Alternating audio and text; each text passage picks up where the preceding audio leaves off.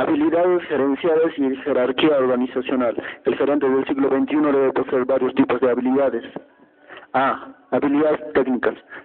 Posesión de conocimientos y destrezas en actividades que suponen la aplicación de métodos, procesos y procedimientos. B. Habilidad humana, capacidad para trabajar con individuos, esfuerzo cooperativo, trabajo en equipo, la creación de condiciones donde las personas se sientan protegidas y libres de expresar sus opiniones.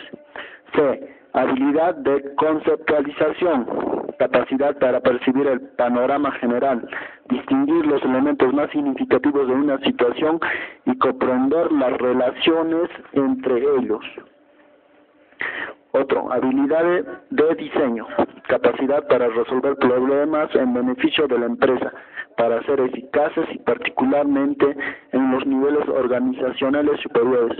Los administradores deben ser capaces de hacer mucho más que advertir un problema. Deben poseer además la habilidad de un buen ingeniero de diseño para deducir la solución práctica de un problema. Título: Relación de la administración con otras materias. Ciencias sociales. Sociología, ciencia que trata de la constitución y de las sociedades humanas. Psicología, ciencia que trata del alma, de los fenómenos de la conciencia, carácter, modo de ser. Derecho, estudio del conjunto de leyes y disposiciones a las cuales está sometida toda la sociedad civil. Economía, ciencia que se encarga del estudio de los mecanismos que regulan la producción, repartición y consumo de las riquezas. Antropología, ciencia que trata del estudio del hombre. Y B, ciencias abstractas. Matemáticas, ciencia que se encarga del estudio de los sistemas abstractos. Otra ciencia o disciplinas técnicas. Ingeniería industrial, aplicación de los conocimientos científicos a la investigación, perfeccionamiento y utilización de las técnicas industriales en todas sus ramas. Contabilidad, ciencia de llevar las cuentas. Ergonomía, conocida también como ingeniería humana, diseño de los instrumentos, equipos e instalaciones de trabajo conforme a las características anatómicas humanas, incluyendo los aspectos psicológicos. Cibernética, ciencia que estudia los mecanismos automáticos de las máquinas. Administración y derecho. El derecho forma la estructura necesaria en que descansa lo social. Solo sobre la mesa de una justicia establecida por el derecho puede quedar firmemente asentada esta estructura. Una sociedad sin derecho es concebible para una administración privada. Solo puede administrarse un organismo social cuando es posible exigir determinadas acciones de los demás, sea que éstas les haya sido impuestas por ley o que deriven inmediatamente de un convenio. Administración y economía.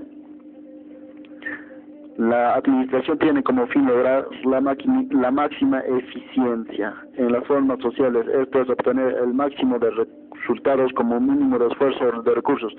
Esta ley, llamada la ley de oro, tiene su más clara aplicación en la economía, siendo en ella donde primero se formuló y donde más exactamente se aplica por lo que se le conoce como la ley económica básica.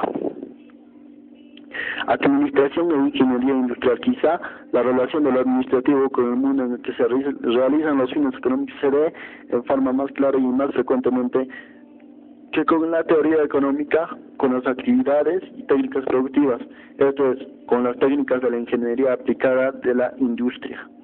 Han surgido así una o varias ramas específicas de la ingeniería que suelen bautizarse con el nombre de ingeniería industrial.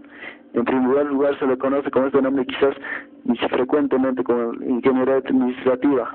La inclusión que debe hacerse en los programas de carrera de ingeniería de ciertas materias propias de la administración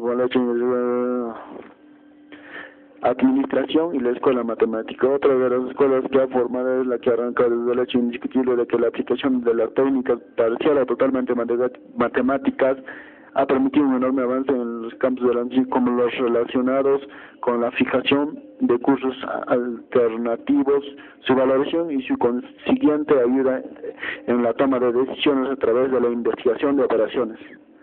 Pretende que la administración misma se ha convertido o se está convirtiendo en alguna cuya naturaleza es esencialmente matemática.